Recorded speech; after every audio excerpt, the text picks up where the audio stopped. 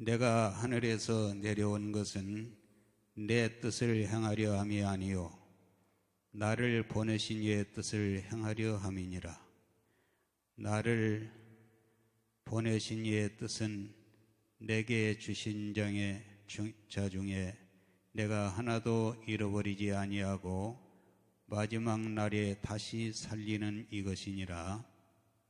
40절을 다 함께 읽겠습니다. 시작.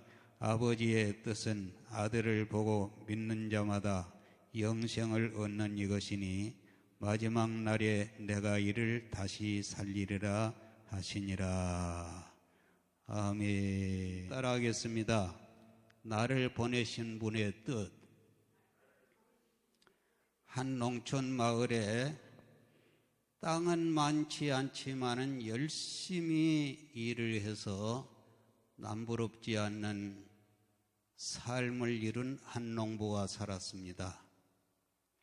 바로 그분에게 3분의 아들이 있는데 이 아들들이 게으르고 나태하고 또 서로 불화하고 또 아버지의 일을 전혀 돕지를 않았습니다. 나아가서 이 3 아들 가운데 큰 아들이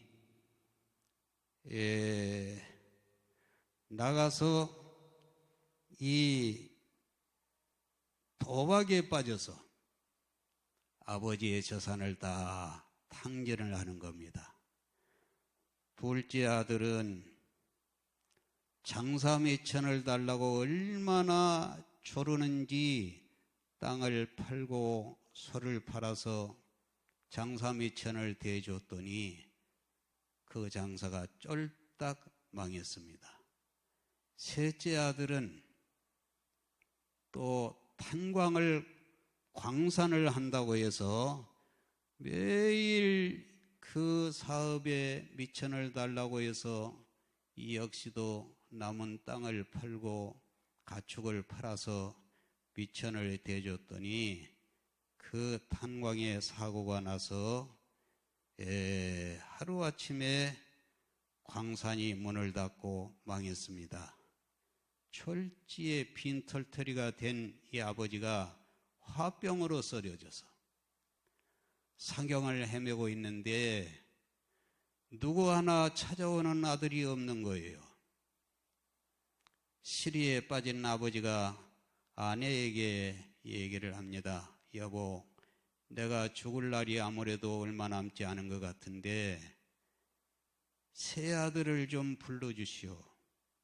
그랬더니 부인이 하는 말이, 아니, 당신은 병들고 빈털터리가 된 처지에 뭘 보고 자식들이 평소에도 안 하는데 오겠소 하니까 남편은 어떤 방법을 쓰더라도 얘들을 좀 불러달라고, 정 안 되면은 유산을 물려준다고 하면은 올 것이니 어떻게 해서라도 자식들을 좀 오게 해달라고 부탁을 했습니다. 그래서 아내는 오죽하면은 남편이 얘들을 보고 싶게 하겠는가 하고 편지를 썼습니다. 얘들아, 읽어봐라. 너희 아버지가 유산을 안 넣어준다고 하니 빨리 오라고 했더니 기가 번쩍 뜨인 자식 셋이가 단숨에 달려와서 아버지 앞에 무릎을 꿇고, 아버지 그동안에 잘 계셨습니까? 건강은 어떻습니까? 이렇게 문안을 드렸습니다.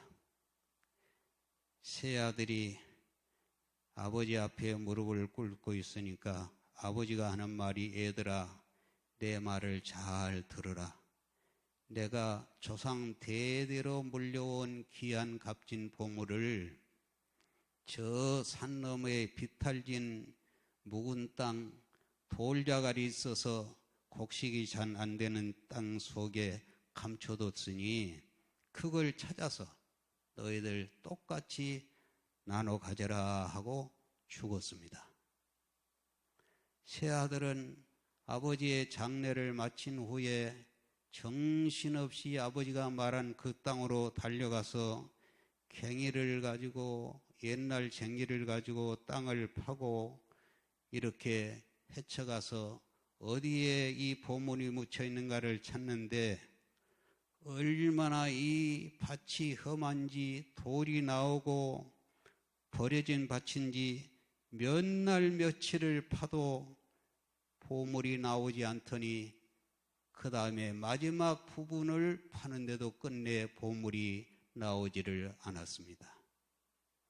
그들은 허탈한 마음으로 다 파헤쳐진 그 넓은 밭을 보면서 한숨을 푹푹 쉬고 있는데 바로 그때 큰형이 소리를 쳤습니다. 바로 이것이다. 우리가 파헤친 이 밭이 보물이다. 이 밭을 일궈서 행복하게 살라는 것이 아버지의 뜻이었다. 그래서 바로 이 땅에 우리가 돌을 고르고 그리고 이 땅을 일궈서 이 땅에다가 포도를 심으면 큰 수확을 거둘 것이다. 그래서 그들은 아버지의 뜻을 따라서 밭을 가꾸고 돌을 골라내고 그래서 그 밭에 큰 농사를 지어서 화목한 삶을 살았다는 얘기입니다. 할렐루야. 예, 여러분 하나님께서 우리에게 바라는 뜻이 있습니다. 오늘 본문은 하나님이 원하시는 뜻을 이야기하는 말씀입니다. 오늘 다 같이 성경을 읽어보겠습니다. 다 같이 시작. 내가 하늘로서 내려온 것은 내 뜻을 행하려 함이 아니요 나를 보내신 이의 뜻을 행하려 함이니라. 할렐루야. 독생자 예수님이 하늘 영광을 비우시고 이 땅에 내려오신 목적은 아버지의 뜻을 이루기 위해서 이 땅에 내려오신 줄로 믿습니다. 주님의 이 세상에서의 하루하루의 삶은 아버지의 뜻을 이루기 위해서 보혈의 피를 흘리시고 고난을 당하시고 십자가에서 죽으신 것입니다. 나아가서 우리 주님은 사느냐 죽느냐의 결정적인 순간에 말씀을 하시는데 같이 읽어보십니다. 시작. 내 아버지여 만일 할만하시거든 이 잔을 내게서 지나가게 하옵소서. 그러나 나의 원대로 마옵시고 아버지의 원대로 하옵소서. 아멘 하십니다. 아멘. 따라해 봅니다. 내 뜻대로 마시고 아버지의 뜻대로 하소서. 이것이 예수님의 마음이고 이 마음을 우리가 가지고 살아야 될 줄로 믿습니다. 내 뜻이 아닙니다. 하나님의 뜻, 주님이 바라는 뜻, 주님의 뜻을 앞세우고 살아가는 여러분 되시기를 예수 이름으로 축원합니다. 여러분 아버지의 뜻, 남편의 뜻, 부모님의 뜻이라고 얘기하는데 이 뜻이 뭡니까? 뜻이라는 것은 이런 사람이 되면 좋겠다 또는 이런 자식이 되면 좋겠다는 아버지가 자식을 향한 간절한 바람이고 마음이 아버지의 뜻이고 하나님의 뜻인 줄로 믿습니다. 그렇다면 창조주 하나님이 여러분과 저에게 바라는 뜻이 무엇이겠습니까? 오늘 우리를 향하신 하나님의 뜻은 하나님을 왕으로 모시고 할렐루야 하나님을 주인으로 모시고 하나님을 주권자로 모시고 하나님의 뜻을 따라 사는 삶을 하나님께서는 원하시는 줄로 믿으시면 아멘 하세요. 바로 거기에 복된 길이 있기 때문입니다. 여러분 예수 믿는 길은 하나님의 뜻을 위하여서 사는 것이 예수 믿는 길입니다. 아무리 내게 이익이 보이고 내 마음에 합한 것일지라도 그것이 하나님의 뜻과 배치되면 내 생각을 버리고 날마다 죽노라는 바울과 같이 주님의 뜻을 따라서 사는 여러분과 제가 되기를 주님의 이름으로 축원합니다. 하나님의 뜻대로 사는 곳에 개인의 축복, 가정의 은혜, 국가에 사는 길이 있는데, 그러나 인류는 하나님의 뜻을 저버리고 인간 중심의 탑을 쌓아가지고 그래서 온갖 저주가 임한 것입니다. 태초에 에덴 동산에서 아담과 하와가 하나님이 금하시는 선악과 먹지 말라, 이것이 하나님의 뜻이었는데 하나님의 뜻을 거역함으로 인해서 이 땅에 가난과 질병과 분쟁과 전쟁과 불행이 우리에게 찾아온 것입니다. 여러분, 왜 교회에 오셨습니까?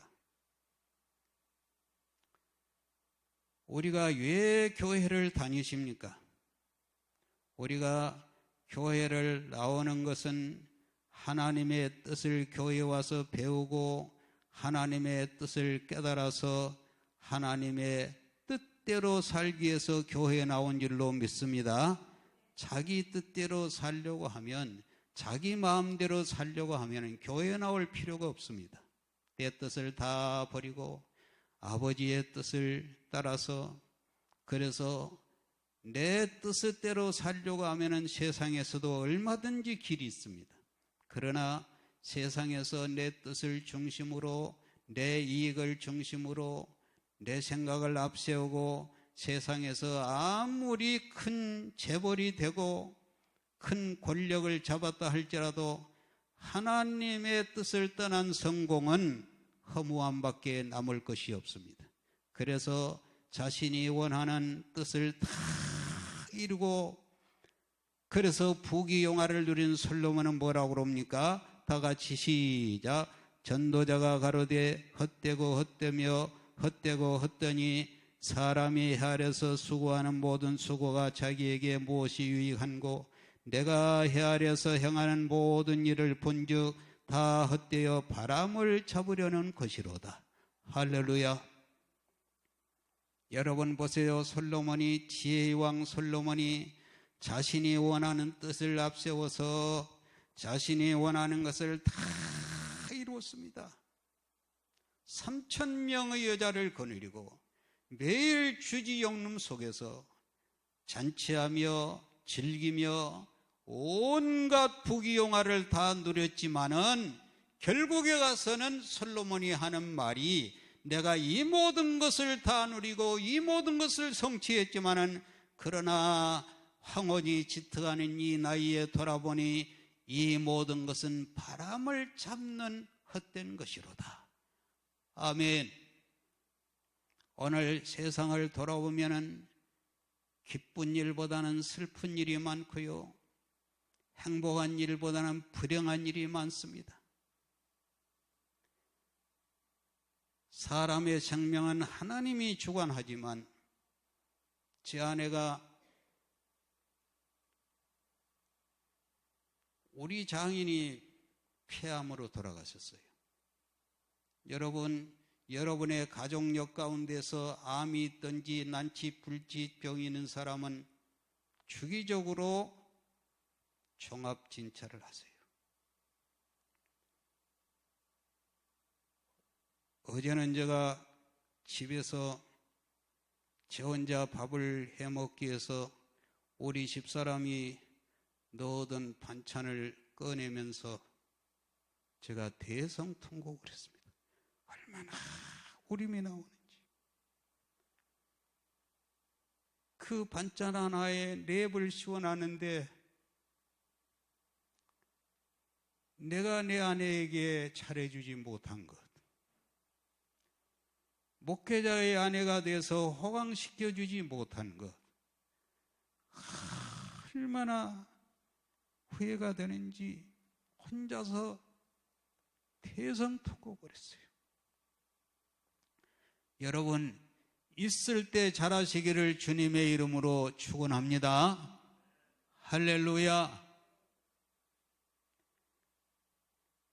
내 아내가 저런 암에 걸려서 앞으로의 길이 어떻게 될는지 알 수가 없으나 내가 살면서 스트레스를 주었던 이것들도 하나의 영향력이 있었지 않는가? 여러분, 남의 마음을 아프게 하지 마세요. 하나님의 뜻이 아닙니다. 사랑하며 배려하며 이해하며 겸손하시기를 주님의 이름으로 축원합니다.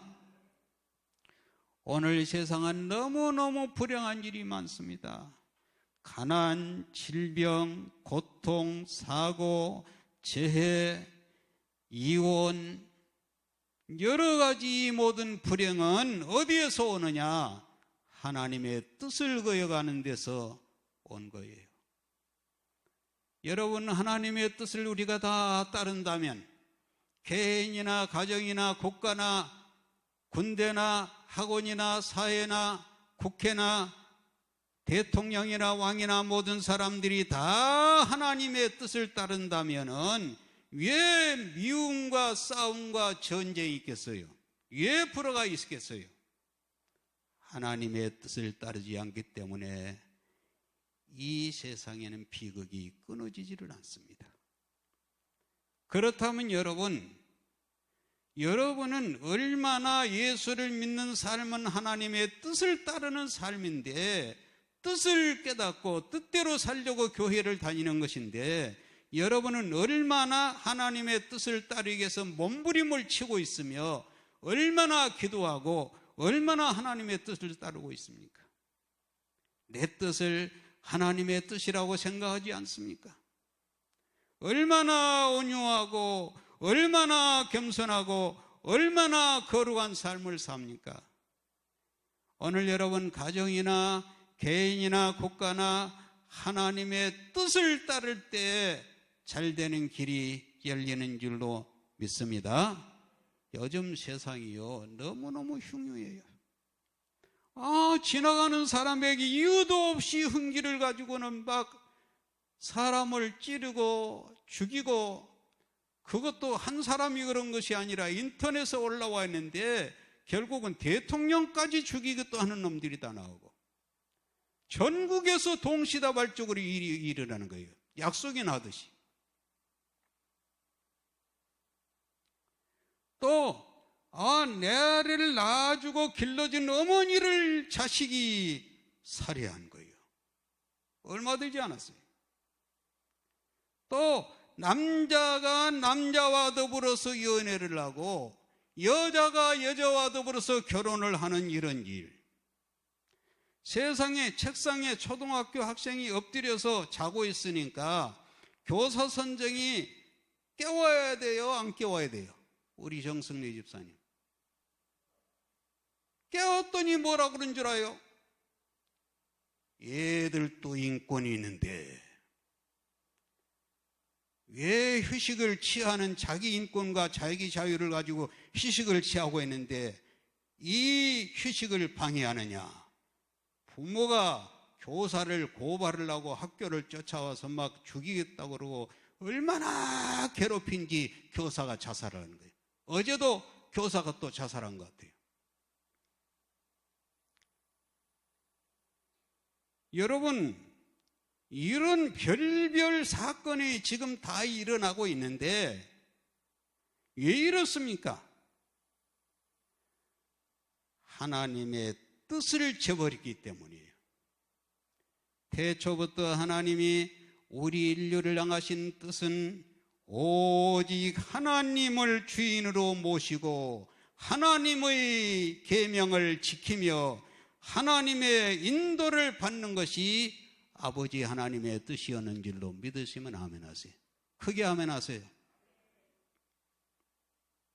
이걸 다른 말로 말하면은 신본주의로 사는 것, 하나님 중심의 신본주의로 사는 것이 하나님의 뜻이었어요. 그러나 인간들이 인본주의를 가지고 하나님의 뜻을 저버리고 인간 중심, 물질 중심, 이 인간 중심의 탑을 쌓은 거예요. 그래서 하나님의 저주가 임한 것입니다. 창조주 하나님을 나의 가장 귀하신 멘토로 모시고 어려운 일이 있을 때는 사람을 찾아갈 것이 아니라 하나님을 먼저 찾아와서 의논하고 상의를 드리고, 할렐루야. 제가 병원에서 연락을 받았습니다. 아내가 그런 진단을 받았다고 해서 아들이 차를 대서 급하게 가려고 하는데, 차를 돌려라. 교회로 가자. 의사도 귀하고 의술과학도 귀하지만은 이 모든 것을 다스리시고 사람의 생명을 주장하시는 우리 아버지께로 가자.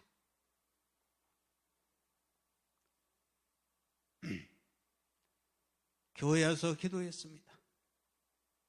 여러분, 사람이 살면서 나를 지도하고 그리고 영향을 받는 그런 스승과 선생이 많이 있지만은 우리가 힘들고 어렵고 고독하고 외롭고 이 모든 고난을 당할 때 가장 먼저 찾아가서 의논을 드리고 기도해야 될 멘토는 우리 하나님, 살아계신 하나님이신 줄로 믿습니다. 그래서 우리가 신본주의로 사는 것은 하나님을 우리의 멘토로 모시고 하나님의 인도를 받으며 하나님의 통례를 받고 하나님의 다스림을 받는 삶이, 이게 하나님의 뜻인데, 하나님의 뜻을 다 거역하고 인간 중심의 삶을 사는 것이, 이게 온갖 불행의 뿌리가 된 거예요. 대처 에덴 동산에 기온강과 비손강, 유프라데스강, 티그리스강이라는 이 강이 4개의 강이 에덴 동산을 적셨습니다.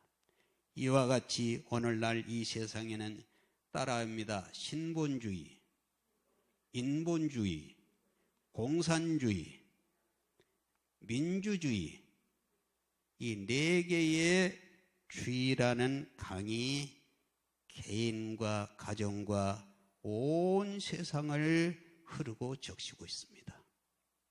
이 영향을 받습니다.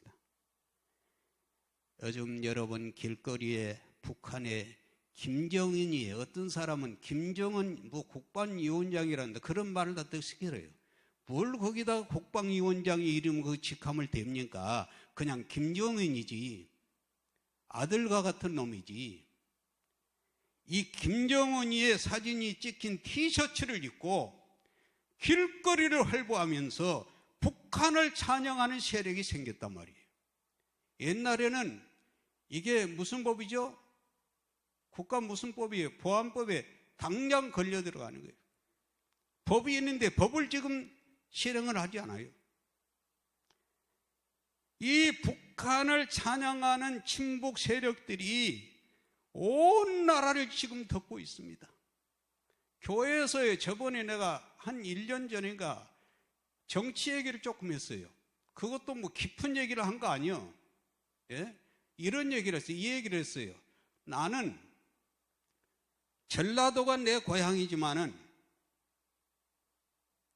어떤 대통령이라도 경상도, 전라도, 충청도, 경기도, 서울 할 것 없이 어떤 대통령이라도 교회를 존중히 여기고 교회를 무시하지 않는 대통령은 난 환영하고 그분을 위해서 기도한다.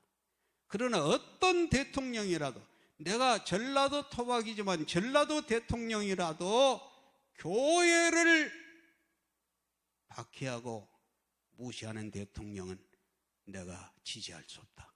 이 말 한마디 했더니, 그 전라도 사람이 전라도 집사예요. 거기도 나가고 또 나가고. 여러분 가만 보면 국민이 너무 무식해요. 역사가 뭔지, 국가관이 뭔지 모르는 거예요. 여러분, 문익환, 이인영, 임종석, 조국, 이재명, 문재인, 김문수, 혹시 여러분 이분들을 지지할 분들이 있는지 모르는데 이분들이 어떤 사람이냐 하면 다 운동권 출신들이요. 그런데 김문수가, 임종석, 그리고 조국을 가르치는 이 좌파의 우두머리인데 전향을 했어요. 김문수는. 바로 이들을 향해 대통령이 반국가 단체라고 연설을 했잖아요. 광주에서는 강기정이가 내 초등학교 2년 후배입니다.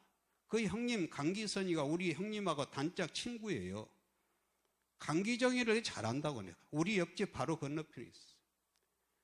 아예 광주시장이 되더니 장률성이라는 이 음악가예요. 이 사람이 태어나기만 광주에서 태어났지 저 중국으로 가가지고 중국에서 인민해방군가를 만든 사람이에요. 중국에서는 이 사람이 영웅입니다. 이 장률성이가 만든 노래를 중국 사람들은 모르는 사람이 없어요. 또 이 사람이 북한으로 가서 조선인민행진곡이라는 우리 6.25 때 철에 내려올 때 군인들이 내려오는데 용기가 있어야 되잖아요. 용기가 기백이 충천해야 되잖아요. 이것을 위해서 행진곡 군가를 만든 것이거든. 군대 가면 우리 군가를 많이 부르잖아요. 이 북한의 조선인민행진곡을 장률성이가 작곡하고 만든 사람이라. 그래서 중국에서도 장률성이는 영웅이고 북한의 김일성이에게서도 이게 인정받아서 영웅이에요. 그런데 강기정이가 이런 역적을 위해서 강주에 그 사람의 집을 생가를 복원을 시키고 거리를 장률성 거리를 만들고 세금을 수백억을 들여서 그 짓을 하고 있는 거예요. 그러니까 전라도에 있는 사람들도 그 보니까 본 이 사람들이 조직에서 나와가지고 지금 데모를 하고 있어요. 여러분, 이렇게 나라가 혼란스럽고 이렇게 나라가 이념으로 이렇게 묻혀 있는데 이걸 국민들이 알지를 못하는 거예요. 그래서 대통령이 이 잘못된 이념을 가진 사람들을 반국가단체로 하니까 저쪽에서 막 윤 대통령을 공격을 하는 거예요.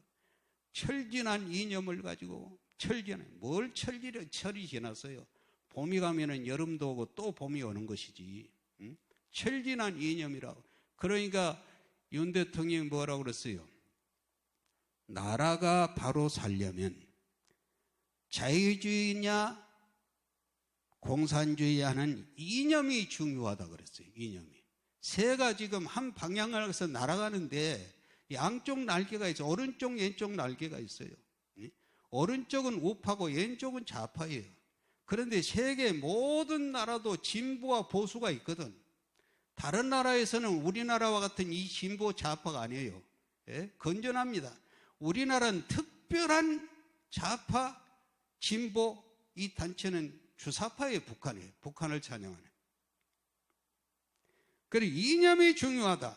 새가 양쪽 날개를 가지고 날 때에는 이쪽은 오른쪽이고 이쪽은 좌쪽이라도 날아가는 방향은 한 곳이라야 되는데 오른쪽 왼쪽 날개가 서로 하나는 앞으로 가려고 하는데 하나는 뒤로 가려고 그러면 나라가 뭐가 되겠느냐 이게. 응? 보수와 좌파가 있지만은 방향은 같아야 되지 않겠느냐. 나라가 잘 되기를 원해서. 할렐루야. 교회가 잘 되기 위해서. 한마디로 여러분, 이념이 여러분 무엇인지 아세요? 이념.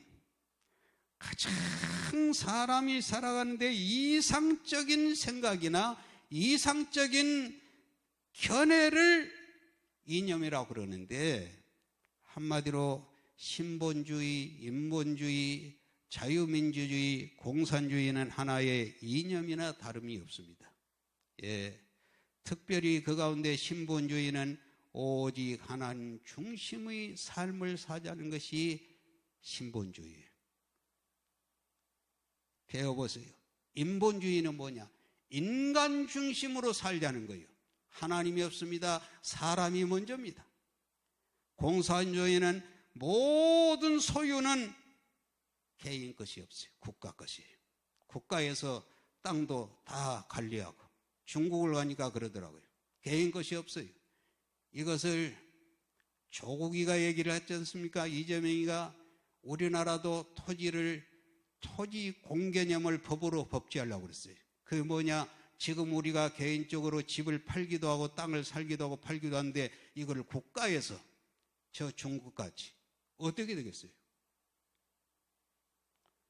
모든 소유는 국가가 주인이라는 것이 공산주의고, 자유민주주의는 국민이 말 그대로 주인이라는 뜻입니다. 오늘 우리 그리스도인은 신본주의를 추구하는 삶이지만은 하나님을 모르는 사람과 함께 살아야 되기 때문에 인간이 만든 제도 중에 가장 훌륭한, 그리고 성경과 가장 가까운 자유민주주의를 우리는 인정하고 받아들입니다. 자유민주주의는 결사의 자유, 출판의 자유, 거주 이전의 자유, 종교의 자유가 보장되기 때문에 우리는 자유민주주의를 채택합니다. 그러나 이 자유민주주의 가운데서도 자유를 빼버리면 북한은 인민민주주의예요. 북한은 인민민주주의하고 자유민주주의 다릅니다. 우리 그리스도인은 어떤 경우에도 공산주의는 배격해야 될 줄로 믿습니다. 왜? 공산주의는 무신론이기 때문에 하나님, 신을 인정하지 않아요. 놀라운 사실은 오늘 남한이, 북한이 사회주의에 물들고 있음을 알아야 돼요. 우리는 깨어 있어야 돼요.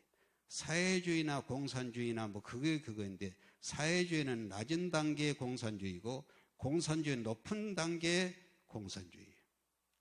여러분, 사회주의, 공산주의가 뭔지 아십니까?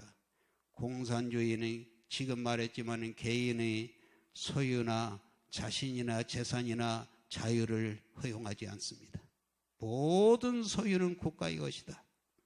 사유재산을 인정하지 않습니다. 칼 마르크스, 레닌이 만든 공산주의는 기독교를 인민의 아편이라고 그러고 종교를 인민의 기생충이기 때문에 기독교를 박멸하는 것이 인민의 행복을 위한 필요 조건이라고 그래요. 그래서 이 공산주의는 한때 세계 3분의 1을 점령한 거대한 세력이었습니다. 얼마나 많은 그리스도인이 이 공산주의의 핍박을 받았는지 알 수가 없어요. 특별히 북한의 김일성에는 북한의 모든 그 많던 북한의 교회가 더 많았어요. 북한하고 남하고 갈라지기 전에 남한보다 북한이 교회가 많았어요. 그 모든 교회를 김일성에 다 없애버리고 목사들을 다 채용을 시키고, 그리고 지금 평양에 봉수교회가 있는데 이 교회는요, 알고 보니까 갔다 온 사람 얘기를 들으니까, 저 순복음 교회 이영원 목사의 말을 들으니까 순복음교회에서 북한에 병원도 지어주고 다 했잖아요. 저번 방송 유튜브에 들어보니까 그분이 하는 말이, 북한에 봉수교회가 있기는 있는데 그 교인들이 막 설교를 막 울고 그래요. 그러니까 모르는 사람들이 진짜 교인들 아닌데 다 공산당을 동원을 시켜서 사기성으로 만들어 놓은 교회가 봉수교회라는 거예요. 이 내 말이 아니에요. 다 속이고 있는 거예요. 우리도 종교의 자유가 있다, 이걸 보여주기 위해서. 여러분, 제가 왜 오늘 생전에 얘기하지 않았던 이 정치에 대해서, 이념에 대해서 이런 얘기를 드리느냐 하면, 지금 남한은 얼마나 간첩이 많은지 알 수가 없어요. 예, 지난 5년 동안에 간첩 잡았단 말 들어봤습니까? 북한의 주체 사상을 만든 북한의 최고인민회의 상임위원장 황장엽 씨 여러분 알잖아요. 죽었지만 이분이 살아있을 때 방송에 나와서 하는 말이, 남한에 간첩이 5만 명이 있는데 자기가 북한에서 있어서 파송해서 하니까 다 5만 명이 있는데 이걸 잡으라고 했더니 안 잡는다는 거예요. 그 말을 못하게 하려고 얼마나 핍박을 하고 하는지. 오늘날 학교, 언론, 군대, 국회, 교회까지 곳곳에 간첩이 없는 것이 없다는 거예요. 전에 어떤 정부는 간첩을 잡지 말라고 해요. 북한에서 간첩섬이 내려왔는데 그냥 보내버린 것 같이.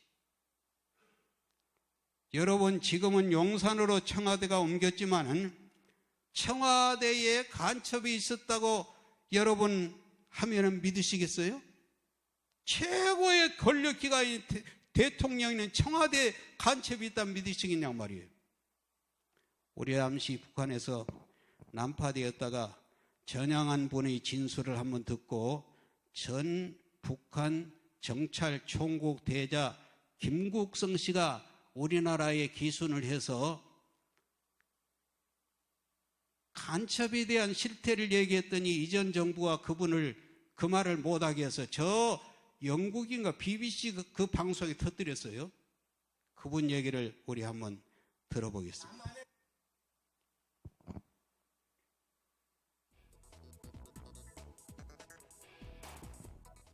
사실 교회에 간첩 침투하기가 제일 좋습니다. 그래서 처음부터 북한은 교회에 이제 간첩을 많이 침투시켜요.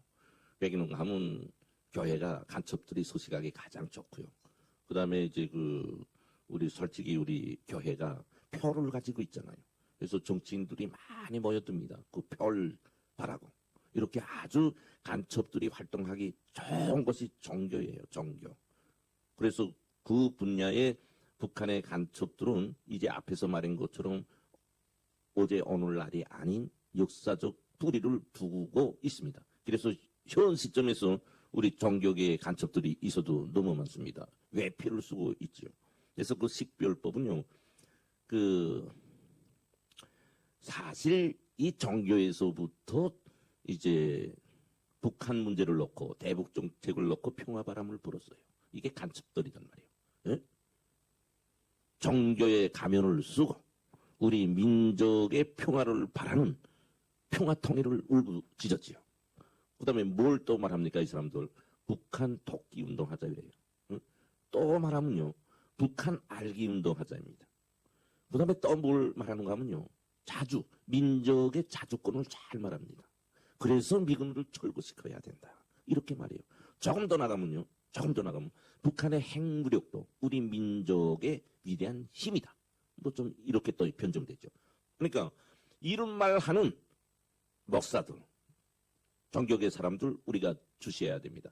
조금 더 나가면 현 지금 시점에서는 김정은이 욕하냐 욕 못하냐 개별적으로 보다도 이렇게 대중 앞에서 김정은이 저거 타도해야 된다. 저거 죽여야 통일된다. 이렇게 말하냐 못하냐가 최종 기준점이에요.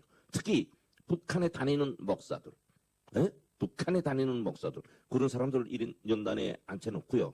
한번 김정은이 욕하게 한번 해보세요. 욕 못한다고. 절대 욕 못한다고요. 그 사람들은 벌써 북한에 빨간 물을 먹고 그 북한의 그 정보기관에 의해서 거의 뭐 흡수된 간첩을로 봐도 진단에서 틀리다고 볼 수 없어요. 그래서 그 진단법은 이제 앞에서 말한 여러 가지 한 말, 뒷맛 좋은 말 하는 목사들. 다른 거 한번 보세요. 그 노인 간첩. 북한에서 간첩 교육을 받고 남한에 와서 전향을 하신 분인데 저분이 하는 얘기를 좀. 남한에서 모든 데모라든가 뭐 폭동을 일으키는 것은 처우의 치령이 없으면 안 돼요. 안 돼요. 안 돼요. 예, 여기까지만 하십시다. 여러분, 이게 만약에 가짜라고 그러면은 당장 잡혀갑니다. 이런 발언을 하면은. 이런 발언에도 잡아가지를 못해요. 왜? 사실이기 때문에.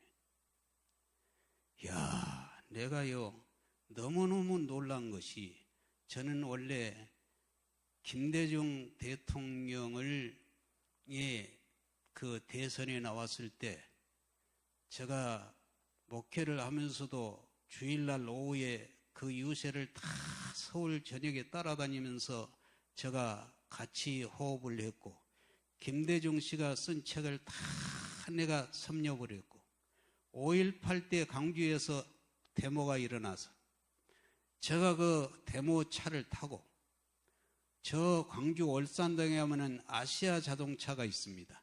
거기 군용 장갑차를 만드는 곳인데 거기 가서 장갑차를 우리가 끄집고 나와가지고 처음부터 마지막까지 데모를 동참을 했고 그런 내가 이력을 가지고 있는데 내가 목사들하고서 만나서 얘기를 해도 김대중 씨의 부정적인 얘기를 하면은 큰 싸움이 나오고 벌어졌습니다. 선생님인데 근데 언제 내가 전향을 했냐 그러면은 아니 북한에 돈을 그렇게 보내가지고 핵무기가 만들어지더란 말이에요. 이건 아닌데 그때까지만 해도 나는 그냥 있었어요. 노무현 대통령 때 그 밑에 있는 정부 요직에 있는 사람들이 교회를 핍박을 해요. 교회를 없애려고 그래요. 거기에서 내가 완전히 돌아섰습니다. 공산주의는 기독교와는 전혀 이게 맞지 않습니다. 적입니다. 공산주의도 기독교가 적이고 기독교도 공산주의 적이에요. 교회를 없애려고 그래요. 여러분 오늘날 주사파, 민노총, 전교조, 창원건첩단, 키어축제, 광우병, 차별금지법, 동성애, 트랜스젠더, 게이, 김원봉, 신영복 이런 얘기 들어보셨죠? 이 모든 사건의 배후에는 북한의 지령을 받은 공산주의로부터 시작된 겁니다.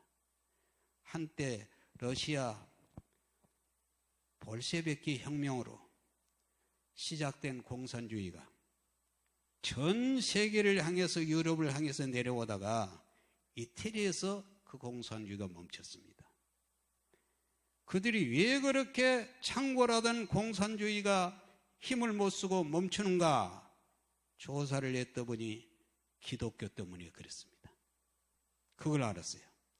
기독교는 무신론 공산주의를 받아들일 수 없기 때문에 그래서 열렬한 공산주의자 천재라고 하는 안토니오 그람시라는 사람이 공산주의를 세계에 점령시키기 위해서는 작전을 바꿔야 되겠다.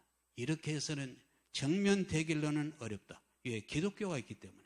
그래서 그것을 전술로 바꿨는데 그 이름이 조용한 혁명이란 거예요. 따라해봅시다. 조용한 혁명. 저번에도 우리 담임 목사님이 이걸 보여줬는데 내가 조금 설명을 마칠게요. 1번 같이 읽어봅니다. 시작. 지속적 사회 변화로 혼란을 조성하라. 이게 이제 안토니오 그람시가 공산주의 이념이 참 대단한데 이 공산주의를 만든 막스 레닌도 사실은 목사의 아들이었거든. 그게 어디에서 나오니? 성경을 보고 나왔어요. 모든 물건을 서로 통용하며 내 것과 내 것이 없게 나누어 쓰더라. 이 부분은 다른 뜻이 있습니다. 이걸 가지고 그들이 얘기를 했어요. 그래서 혼란을 조성하라. 혼란. 그래서 여러분 우리나라에서 광우병 알죠? 광우병. 얼마나 그때 나라가 시끄러웠습니까? 예. 광우병을 먹으면 뼈가 송송송 떨어진다. 전 국민이 일어나서 막 촛불을 들고, 네? 그래서 이 광우병으로 해서 이명박 대통령이 탄핵을 받을 뻔했잖아요. 그런데 알고 보니까 이게 북한 공산주의 지령을 받아가지고 이렇게 사회를 혼란시켰던 거예요. 예. 광우병 걸려서 죽은 사람 있어요? 없어요.